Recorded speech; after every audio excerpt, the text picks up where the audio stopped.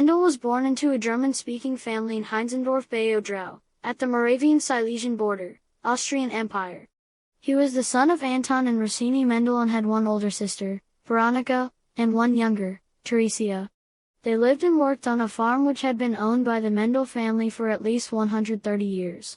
During his childhood, Mendel worked as a gardener and studied beekeeping.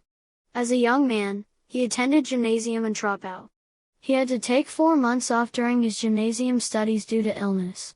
From 1840 to 1843, he studied practical and theoretical philosophy and physics at the Philosophical Institute of the University of Olmütz, taking another year off because of illness. He also struggled financially to pay for his studies, and Theresia gave him her dowry. Later he helped support her 3 sons, 2 of whom became doctors. He became a monk in part because it enabled him to obtain an education without having to pay for it himself. As the son of a struggling farmer, the monastic life, in his words, spared him the perpetual anxiety about a means of livelihood.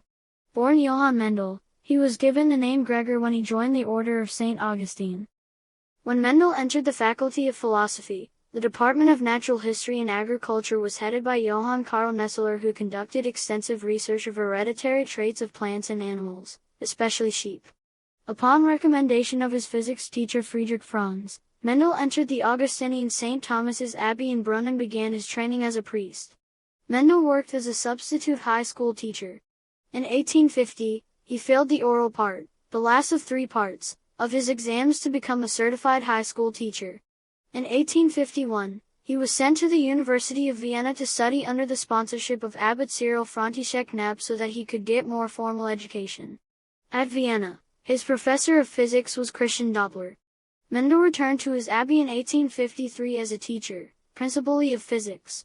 In 1856, he took the exam to become a certified teacher and again failed the oral part. In 1867, he replaced Knapp as abbot of the monastery.